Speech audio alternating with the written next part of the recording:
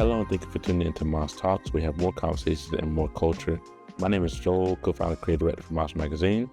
And I'm Sydney, co-founder, editorial director for Moss Magazine. So Sydney, I did pick the question today. So what do you have on your mind today? Today, I want to talk about how do you know when you make it?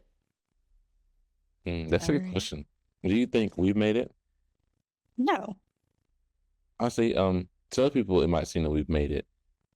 I say because people see us and they see like the work and output.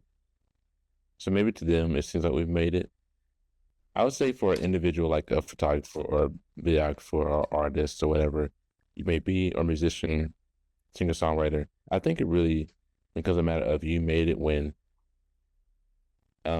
it's not hard to get the things that you wanted when you started out.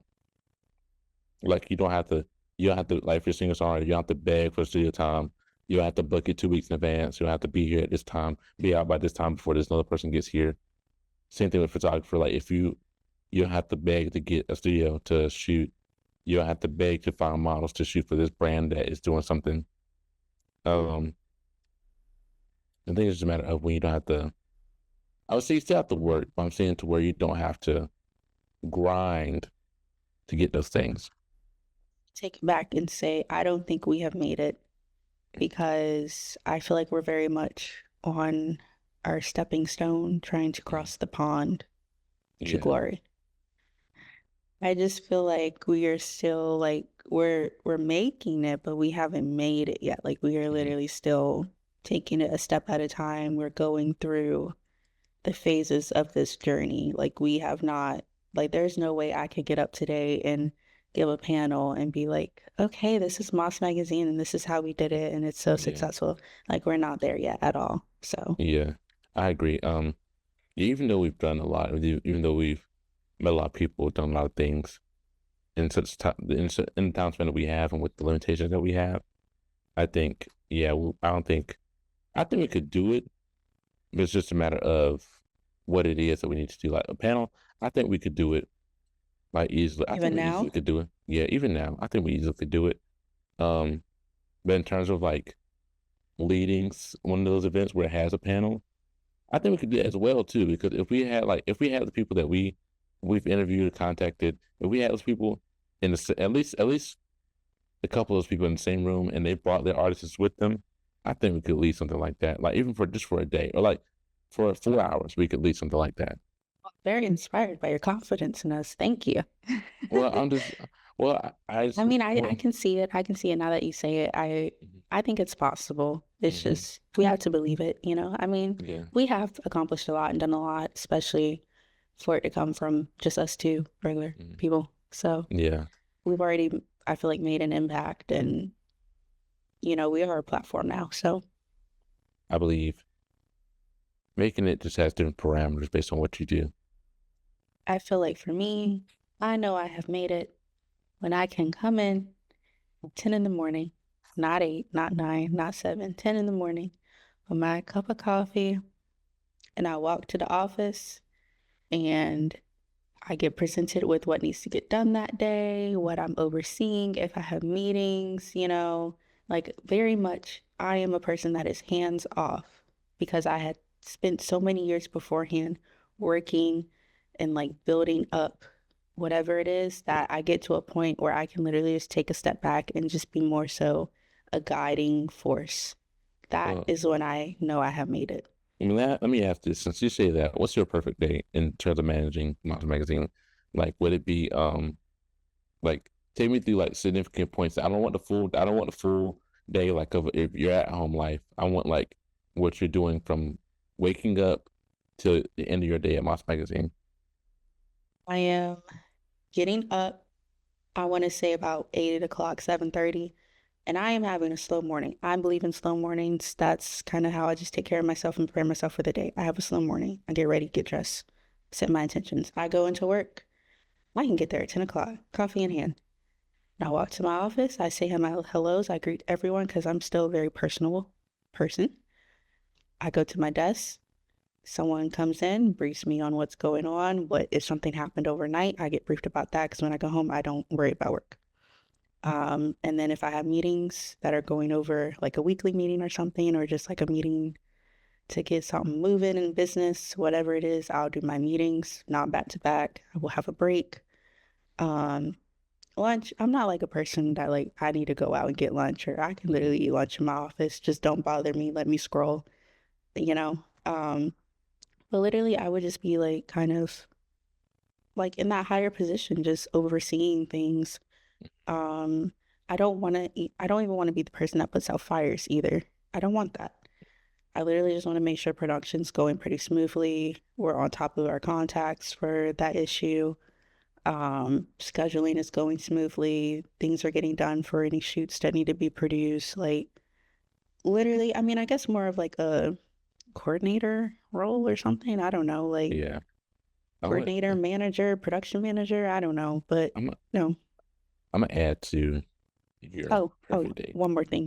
Mm, I clock out at 3 o'clock. 10 to 3. 3 o'clock is interesting. Yep. 3 o'clock is interesting. But for me, before we go to our next segment, for me, perfect day, I wake up 6 or 7 in the morning, and I do my 30 minutes, 45 minutes workout, whether it be a small run, a jog, a walk even, or weight training, something just to get myself going. I take a cold shower at 8, and I take my cold shower. I wake up. I mean, I don't wake up. I go to the kitchen. I make me some matcha or coffee, and I get that in my system. I just like I sit down. I just let my brain do nothing while I'm doing that. I'm not on my phone. I'm not watching TV on TikTok. I'm just like, if the sun's rising, I'm looking at the sunrise. And so then by 8:30, I'm getting dressed. I've already showered. I'm putting my clothes on, getting dressed, and I'm preparing to leave to the office. So you know what that means, right? You can be by yourself. I'm fine with driving on my own. I'm a big girl. That's the See, also I say that I'm gonna say this right now because I know it's gonna happen. I know it's gonna happen where I'm leaving. Oh well, first day I'm like, okay, I'm about to leave. Or like the first week, I try to stick to my routine. But then since you want a slow morning, I'm having slow mornings. Because you said you're gonna be getting out the shower come 8 o'clock. I'm gonna be just randomizing. Okay, we're gonna be on different schedules. First of all, Mm-mm. okay, and then I don't mind driving separate because say afterwards I need to go run errands. I need to go get some stuff, go do some things. I'm gonna go do that. Then I can just go home whenever I have a All load. right, you know what? We about Don't to have to end this hold segment. you up. About to end this segment. Toss was separate. You'll argue with your mama, but but yeah. Anyways, like I was saying, coming in, kind of same thing with you. I kind of figure out what's going on. Anything happened overnight. Anything needs to be fixed. Um, During any meetings we have, if you need talking to anybody. Um, and then my lunch, same thing. I can just eat lunch in my office. Doesn't really matter. I do like to have like certain things for lunches. I don't like stuff they have like pre-packaged or pre-made sometimes. So I do like to have like certain lunches. Probably make it at home. But then from there, like like same thing with our schedule. Like if everything's done, I'm leaving. Like if you don't need me, if I'm just here, just I can't. I'm probably gonna leave. Anyways, all that being said, we have a great segment ready for y'all. We have a meeting with Stanley, who just won an award. I'm not gonna say. You're gonna find out in the next segment. Oh, smart. Um, so this time around, Daylight Savings just came back Sunday.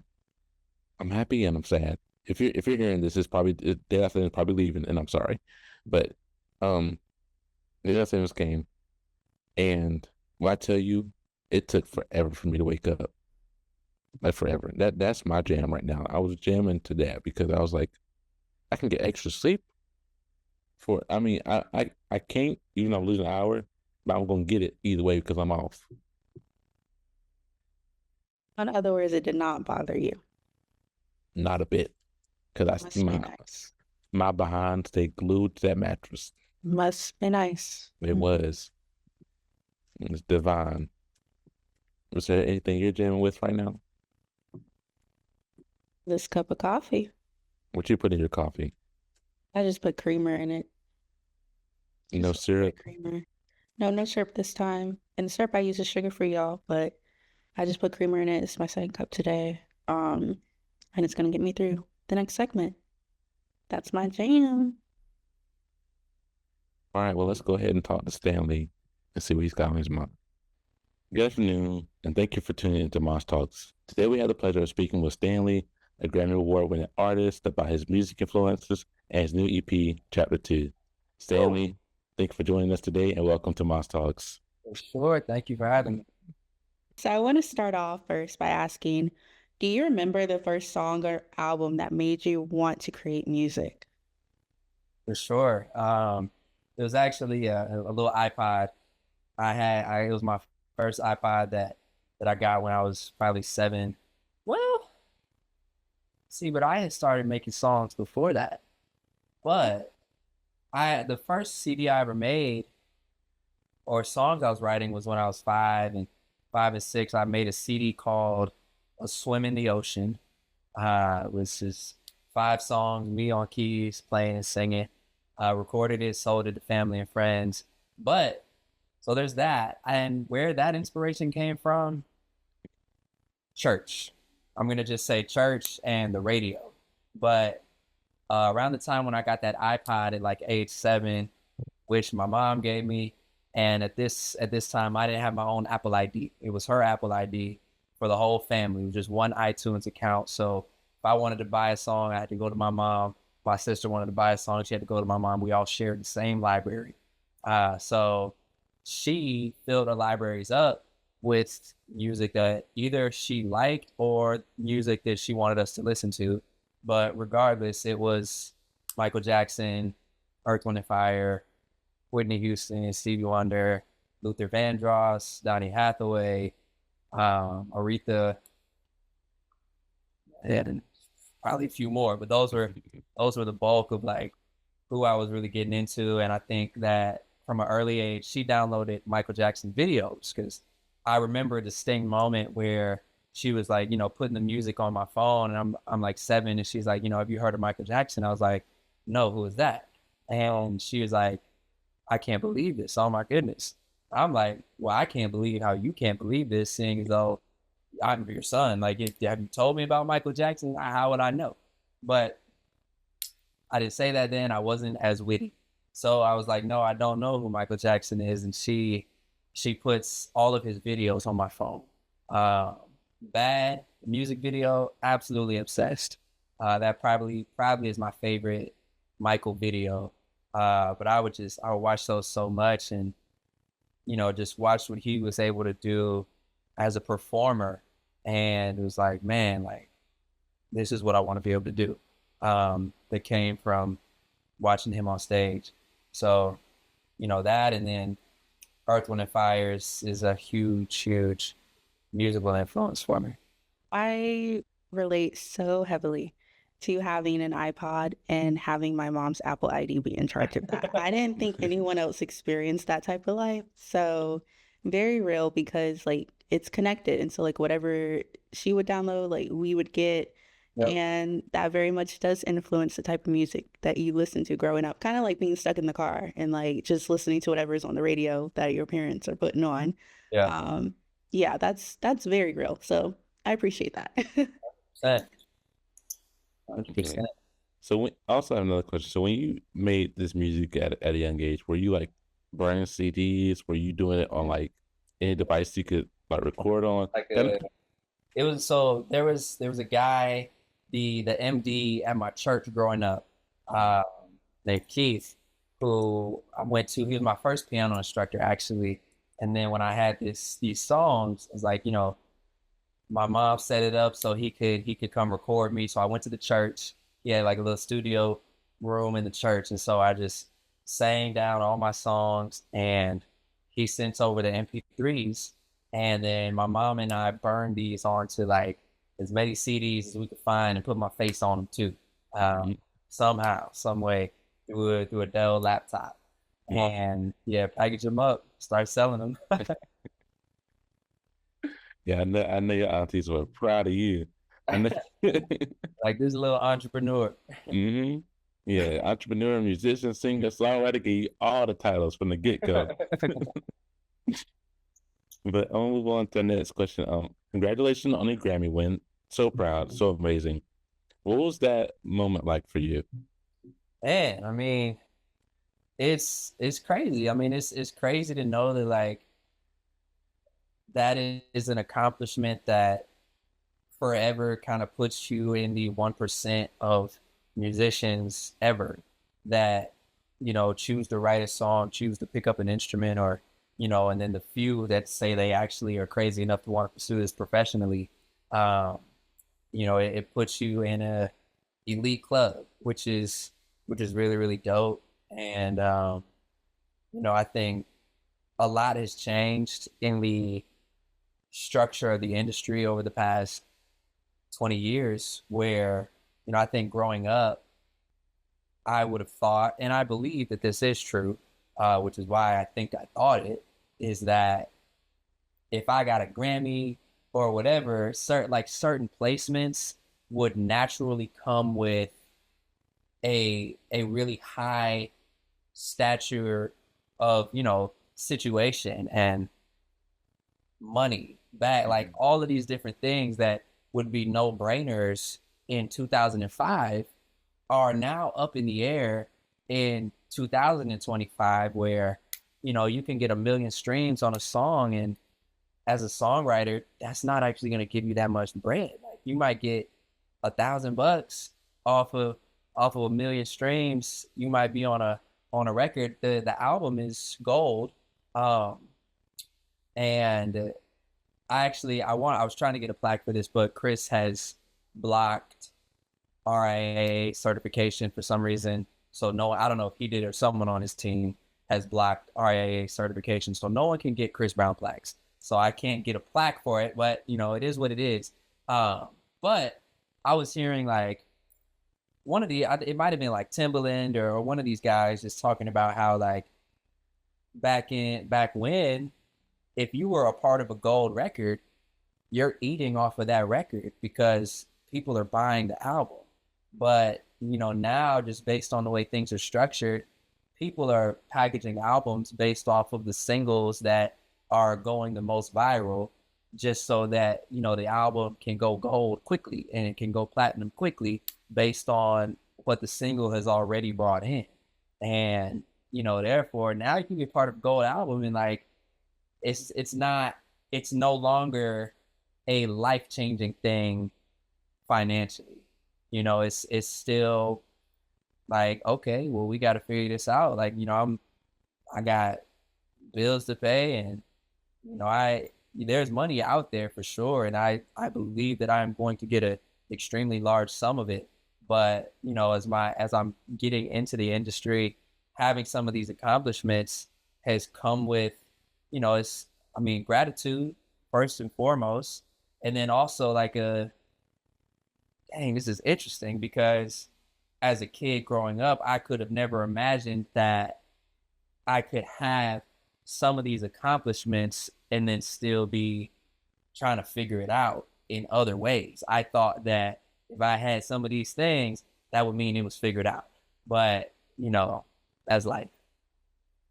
So yeah, that's interesting. I would say because from someone who doesn't know anything about music industry or how it works, but like I always found it interesting how singles would get this many plays, and then like when the album comes out, they put the single on the album. So that makes sense to me now.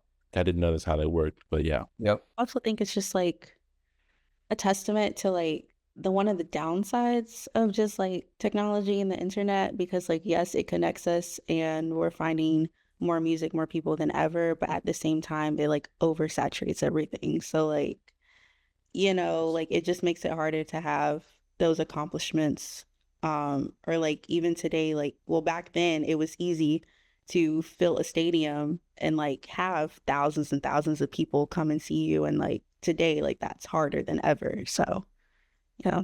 I would say because of the social standpoint of our society, I think things are losing their validity, which is to add to Stanley's point in a small circumstance. Because like when we grew up, like I would say when you heard about the Grammys, like you had to go to the TV, turn on station, like make sure nothing happened, like make sure the TV was acting right, well nothing, nobody trying to change nothing, like make sure everything was on point. And like now it's like, oh, we got to recap of the Grammys, we got to recap of the Oscars, we got to recap of this, or we have this award show next week. Oh yeah, I was watching later on YouTube, and like the urge for people to go back, or even the urge for people to go and see things live, is slowly like diminishing. Yep. Even though I'm grateful for what we have now, it's like it's very hard to make people feel that need or that want. 100%. Everybody has something to be doing too. Like, I don't know. I wonder what it was like for my parents because, obviously they and their parents had a lot to deal with being just black in America to begin with in the 60s, 70s, 80s, and 90s.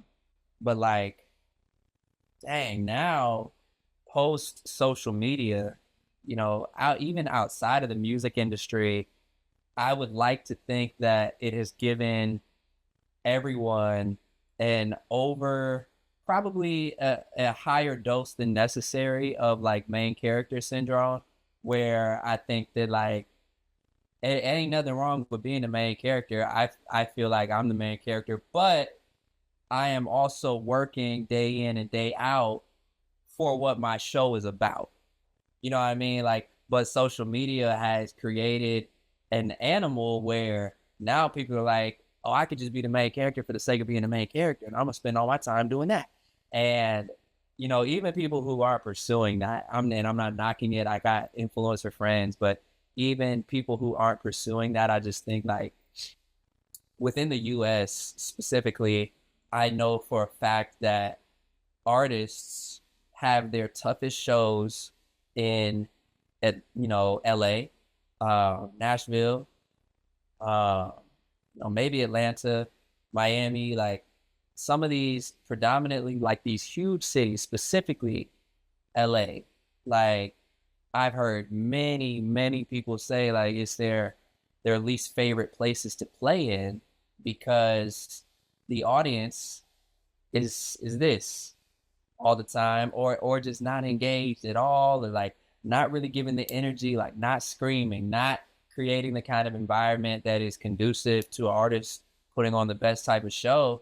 And I would think about like, well, why is that? Because then they'll go to Kansas City, Missouri, and it'll be, it'll feel like one of their best shows ever. They'll go to upstate New York and the energy is crazy. And why? I think it's similar. I have an analogy. I went to USC and we had a really good football program in the last couple of years that I was there. We had Caleb Williams, who went on to win the Heisman, go #1 overall. And we were made after like the Lincoln Riley situation came over. We were ranked, top 5 at one point. And yet I'd be at the games. I'd be looking around and there's empty seats. Like, and I'm just like, could not be Alabama, could not be Florida, could not be Georgia. And so I'm like, well, what is it? What is it about LA? Like, why is it different here?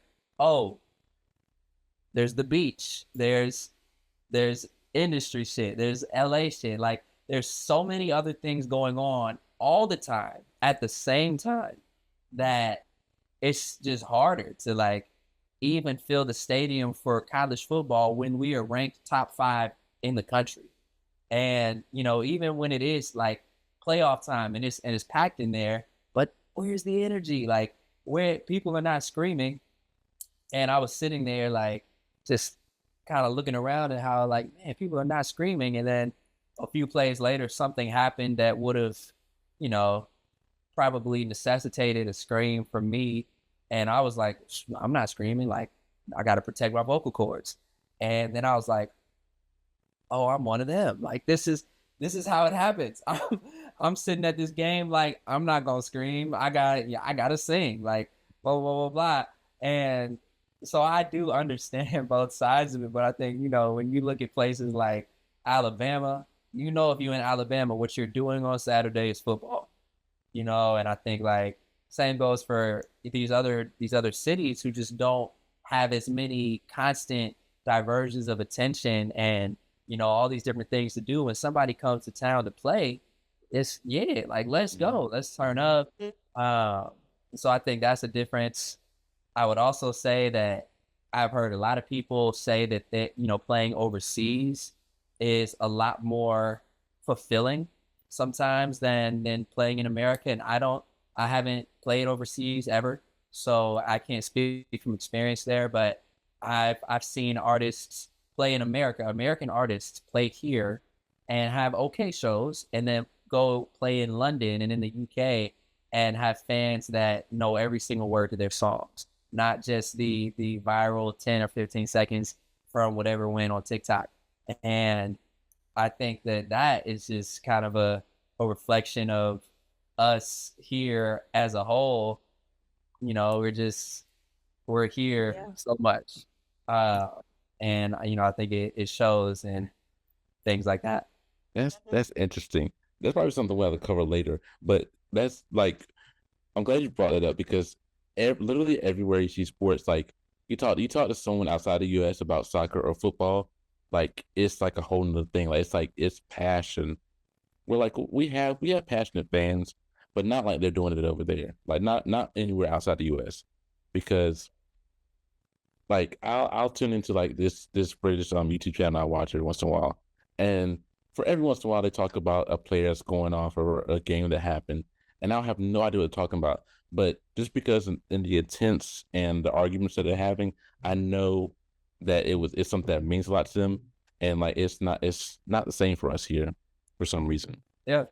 I mean, I think even in the best case scenario, America as a country is the land of the American dream. And it's where people come from other places that are like, I want to start a business, I want to do something, blah, blah, blah. So even in the best case scenario, which is why I think when you compare this as a country to other places, there's still some discrepancy, is because everyone here, to a degree, is going to probably swing more capitalist oriented by design because they grew up in America or they moved to America to pursue something, than people who are born and raised in more Eastern cultures, that just have slightly different philosophies. And I think that those things end up over a lifetime kind of like affecting the way that we engage with media, with art, and so on. And so I can't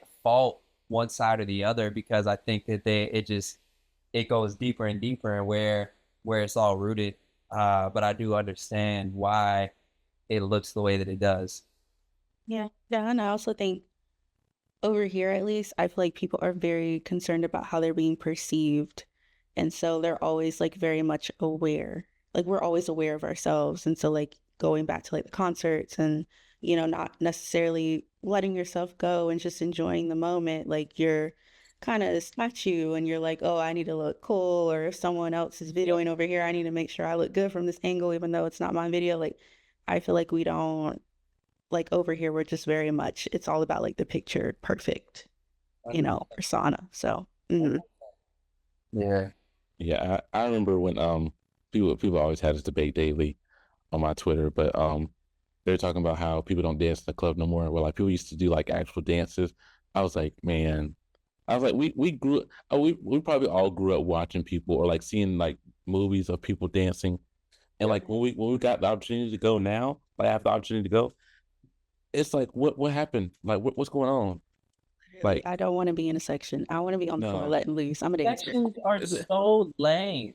There's nothing to do in the section but stand there and Mhm. look at people, like, and just like get off of the idea that the people looking back at you are believing that you have money because you're in the section. That is a crazy idea of fun to me. Agreed. Right? Sections were made for people with bodyguards. That's it. That's all Like, they made for. yeah, like if you can't survive in a crowd without people mobbing you, there's no reason for you to have a section.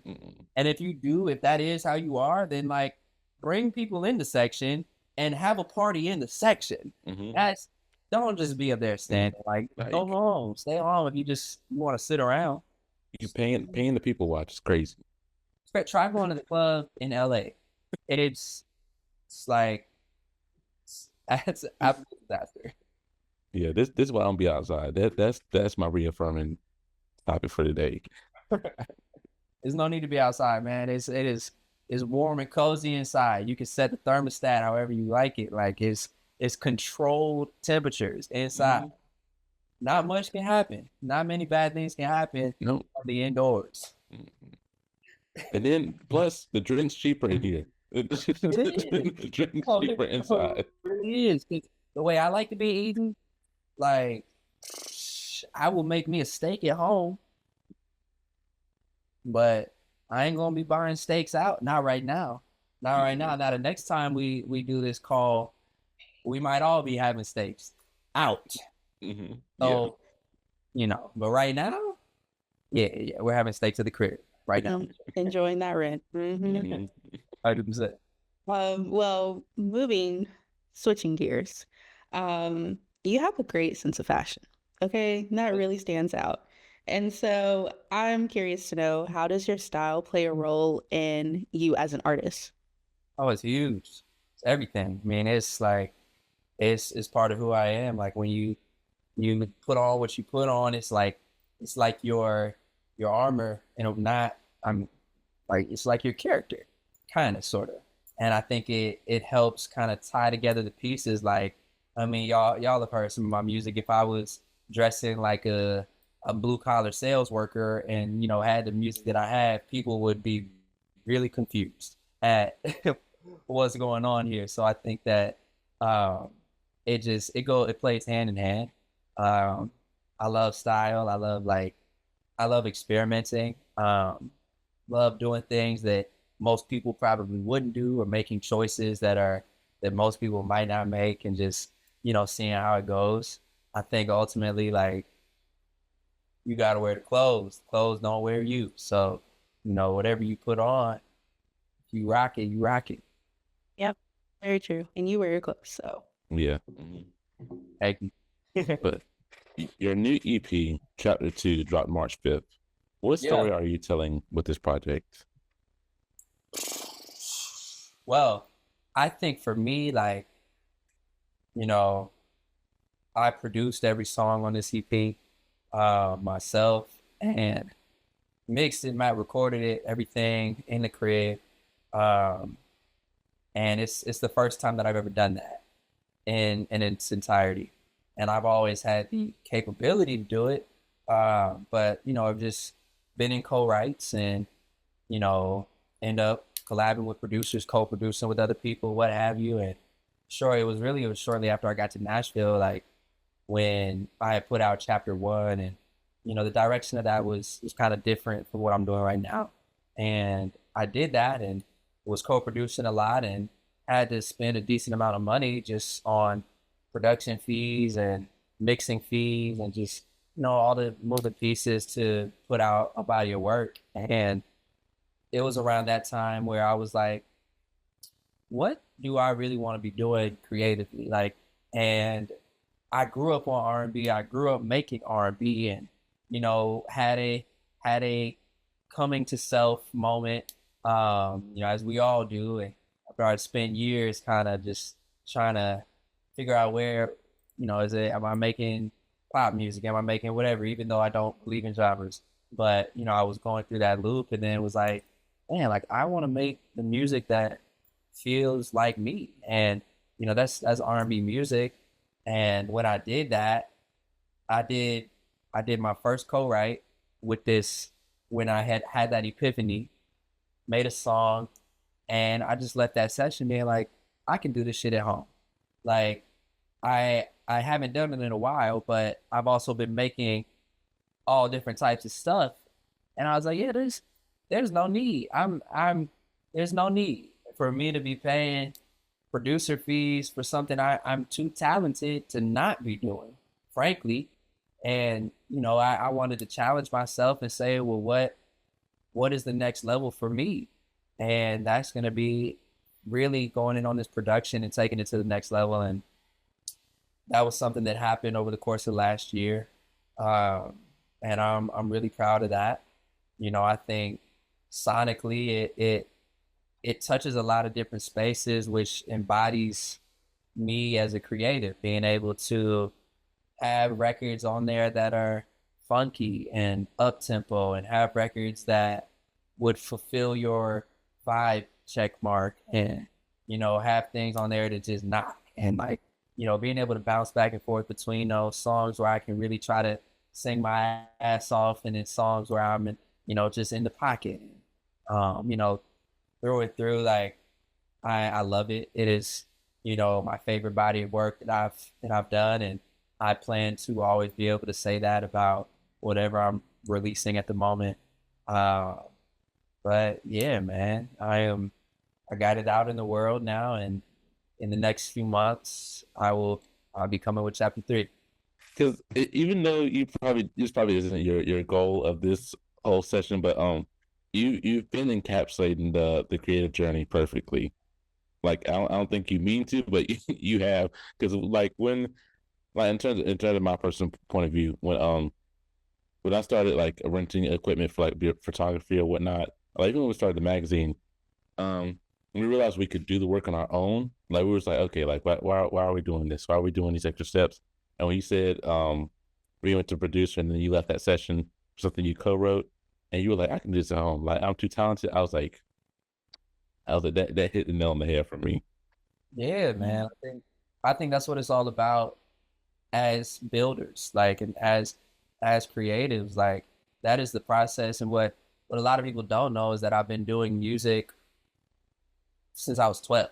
Like, left school when I was 12 to get in the industry, and have seen like full situations and eras of Stanley developing over the years and figuring it out, while also picking up other tools. And if you would ask me when I was 15, I would have said, I'm ready to pop right now. Like, let's go. I'm 16. I'm gonna get the, what I'm saying? I'm ready. Like, and years go by that it doesn't, you're trying to figure it out. And I'm developing more tools as a matter of necessity. Like, a lot of this shit I picked up from production, from vocal producing, from engineering, mixing. Like, those are all things I picked up out of necessity, because I came up in Atlanta being around people who only made like hip hop R&B. And I was listening to the guys like Bruno, and just people that had these records that you hear them, and everything about it is global and massive.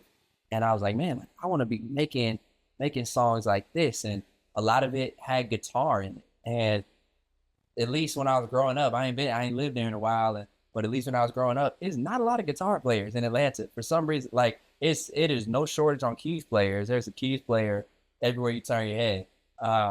But there's not a lot of like guitarists in sessions. Guitars is not one of the prominent things in music production in Atlanta.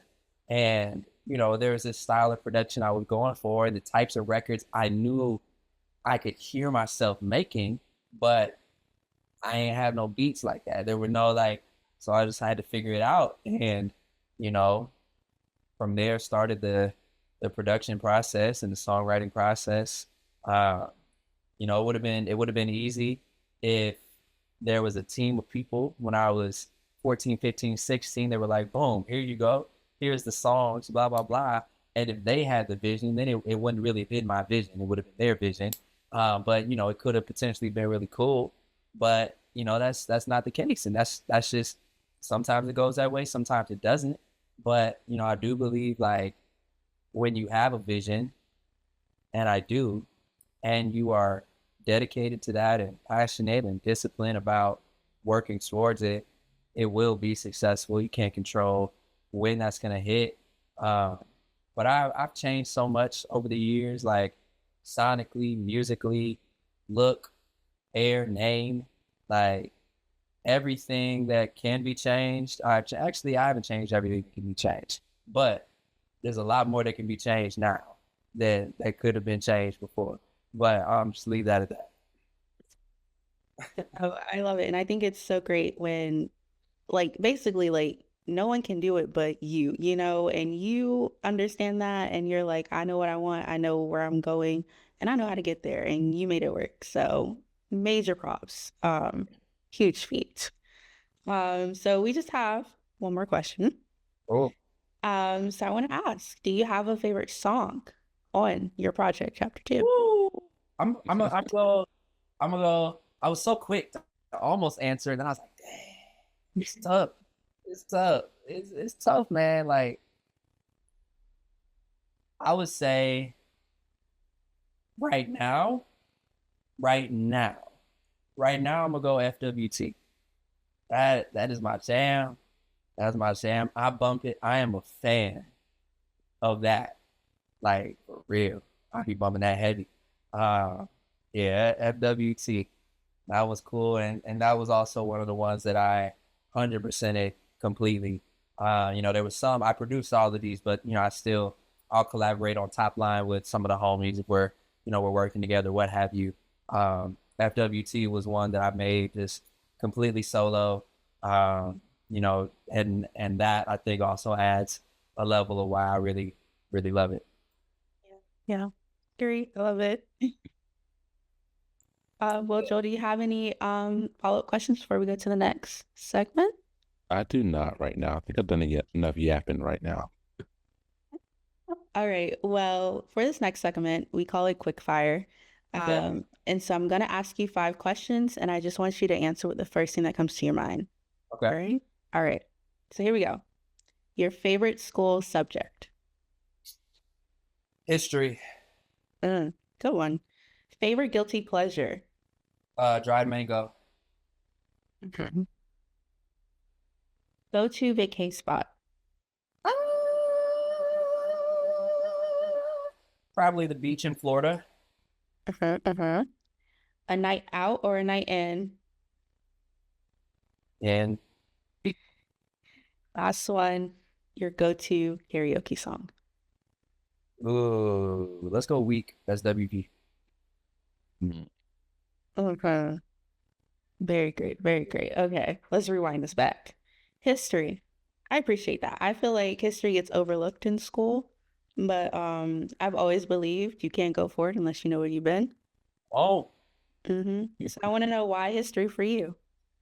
because I love real history and not the bullshit that they teach us in American school systems, but real history about where real Black people had real businesses and real banks and buildings and properties, like the real type of history that should wake anyone up to what's been going on, because I feel like the narrative that is given to us as Black people and us as a society at large is like, this is the way things are and they've always been this way.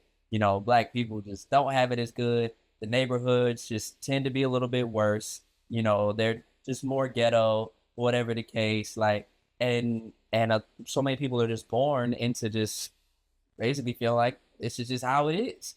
And it takes actually like learning this history to realize, no, this is not just how it is. This is something that was intentionally man-made.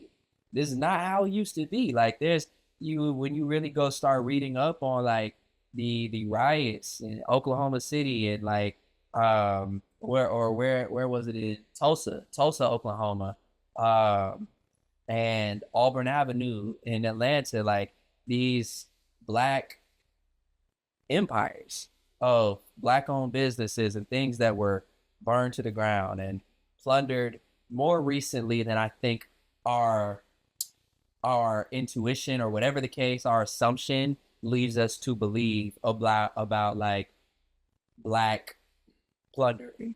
I think like we think that slavery and this shit was so long ago, but there is some crazy, crazy, crazy things that have happened a lot more recent than I think people would imagine. And if they had the knowledge and awareness of some of this, would probably shift their perspective on the state of America right now. So that's why I love history. I think there's so much truth in history, and it gives me a better understanding on why my parents are the way they are, why their parents are the way they are. And it also helps me to be intentional about how I want to be the life I'm living.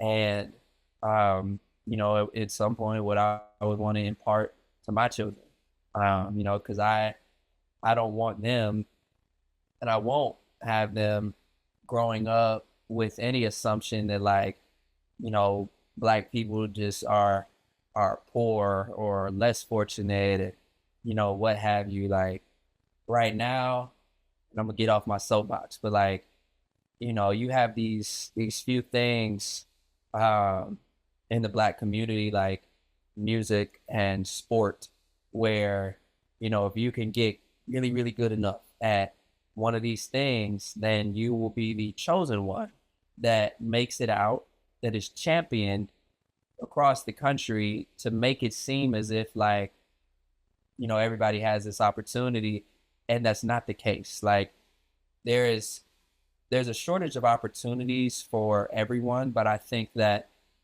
more specifically for Black people, there's a shortage in resources, to have the opportunity to get the opportunity. There's a shortage in resources to become excellent at whatever it is you want to be excellent at.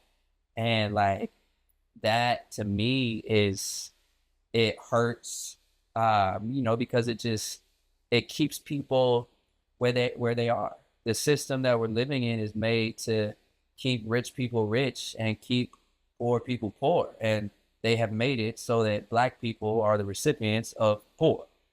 But, like, it's the awareness. To build that bridge, it first takes awareness that there's been a bridge that was burnt down. Like, as opposed to just thinking this, we just woke up and this is how the world is. So that's why I love history. Well said. Well said. Yeah, great answer.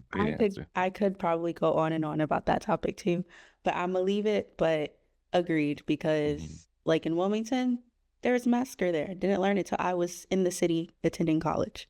Like, we just get erased, and I agree. Like, we have to keep that history going, because otherwise we're just gonna lose it. And I feel like it's already happening with like internet and social media and just people being able to talk about anything and everything all the time. So I agree. I'm not gonna go into it. Your favorite guilty pleasure being dry mango. Wow. That's a new one for me. Mango is my favorite fruit. Always has been. Probably always will be. Man. But yeah, I didn't try it dry until just a couple months ago, and it changed my snacking life. I crave it. I just ordered a bag about an hour ago. It should be here tomorrow. It's a healthy snack. It tastes great. I can't keep my hands off of it. That's real. Sydney, you can hate all you want. I don't think she likes mango flavored things, but like it's just so good. I literally was at Aldi's last week. I got a bag of mango. Bag probably about like this big. It didn't make it through the night. It didn't make it through the night. Sydney, you don't like mango? I like mango the fruit, but I don't like mango flavored things. Okay, that makes sense. All right. Yeah. I'll let you off with a beige flag for that. Thank you. So we're gonna go to the last question. Your karaoke song, Weak. Great choice. Why Weak exactly? I was singing it earlier today. It was just on the top of my brain. Love to sing it, love to play it on keys. It feels good. It's in that sweet spot. And I think it's one of those ones that as soon as you hear that intro, everybody knows what it is. Yeah. Like it's literally one of those songs you can like play the first 5 seconds and then people just take it over. Like, I'm gonna say something after the recording, but yeah, people just start singing it and they'll just take it to where it needs to be, like to the chorus or however far they keep singing. Yep. All right. Well, Joel, do you want to close us out for the recording? Yes. This has been a great conversation with Stanley. Please go stream his music. Go listen to Chapter 2 on all stream platforms. And yes, please just check him out because again, knows history and makes great music. Come on now. What else? What else do you want? So please check him out. And thank you, Stanley, again for being here. For sure. Thank you for having me. I was about to come in here like, I don't know what it is that you done to me. Don't get that in the podcast, please. I am. Don't you dare. I I feel will. like Week and When I See You by Fantasia. Oh, Yes. and Rain, Rick Franklin. What's the name of that song? Heaven, something from Heaven, Melodies from Heaven. Melodies from Heaven, yeah. Those are the top three. If you put that on in a crowd, don't even turn the track back on. We'll take it. We got it. We got it. We got it. Don't worry about it. I mean, I don't got it, but y'all got it. If we can't sing or can sing, we got it. Yeah, there'll be enough talented people in that crowd. They got something. Yeah, I got the oohs and ahs. But that was a great conversation with Stanley.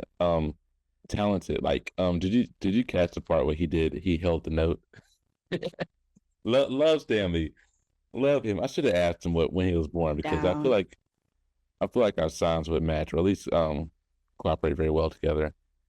No, that was a great conversation. Because not only did we touch on music, like we touched on real things for real, like the industry, the way people interact with like music now, with streaming being out. As an artist, it's good to be well versed on topics. But I didn't expect him to talk that much about these topics, which I commend very highly. Because I was about to say, even though I'm pretty sure other artists know about this, but having the ability to like talk about it and continue to elaborate on it is like very commendable, like I said. Like, for those listening, that will literally set you apart from people within whatever your industry is, because that's also something I had learned in film school. A part of my degree was the study side, because my professors really believe that you're not going to go anywhere unless you know how to talk about your film and those that came before you, so like being able to have those in-depth conversations or just, opinions in that way, it will really set you apart, because people want to follow people who know what they're talking about and who are passionate about what they do. Yeah. But I think it's fundamental to anything you do in life. Have something you believe in, and like you have to believe in something to make other people believe in it. Cause like that, like think about it, like cults don't start just because, oh, let's just follow this thing. Like they all believe a certain thing. They're like, so not sure you should make a cult. Don't ever do that. But what you should do is find something to believe in. Like if you take a photo, why did you take the photo? What's the purpose of this photo? And then have the ability to explain that to someone, have them understand your thoughts and process and who you are and what made you create this one thing. Yeah. Like film, photo, song, everything from front to back. Sorry. I'm sorry, go ahead. I was just going to say, be able to explain your decisions and your intentions. And like you had touched on just the whole creative journey of it all. Because he was doing that unintentionally, and it was very beautiful. Yeah. And that just goes to show, how long he has been working on his talent. I think it's also what keeps a lot of people back. It's like when they make something like no one really like, it's good, and I think that doesn't hold people back. But also with social media and everything, like since we don't have the ability, or like really the face-to-face interactions anymore. But since you can just put it online and make a caption for it, it loses the validity of certain projects. Like I know, sorry, I don't mean to cut you off, but like how I think Michael Jackson did this too, but I know for sure Beyonce, she usually puts out a documentary based on the project that she had just did, and that's where she goes more in depth about everything and like, the reasonings behind her decisions when it comes to like visuals, for example, versus now, like with her recent 3-act era, we don't have any, I mean, we have the Renaissance film, but we still don't have a collection of her thoughts and like her decisions, and it kind of just leaves it up to guess, and people are like, well, what does this mean, or why did she choose to do this, or what she's going to do next, versus in previous projects we knew why she did it, and like that makes you connect to it even more and appreciate it even more. Yeah, but so you bring up a good point too as well, to counter, not really to build on, but kind of counteract a little bit. This is one thing we need to banish from certain people in the creative industry, not everybody. But certain people, if you don't have the audience, you don't have the ability to leave people in the dark.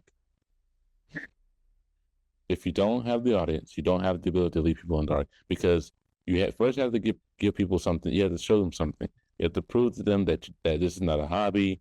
This is not just something you're doing lackadaisical. Like, it's really something that you've done. Like, give them some pieces of work that can prove that you've done this, or you're continuing to do it.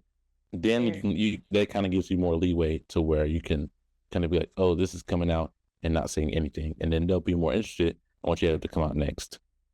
So don't take my advice as Bible, but that's kind of how it goes in certain circumstances.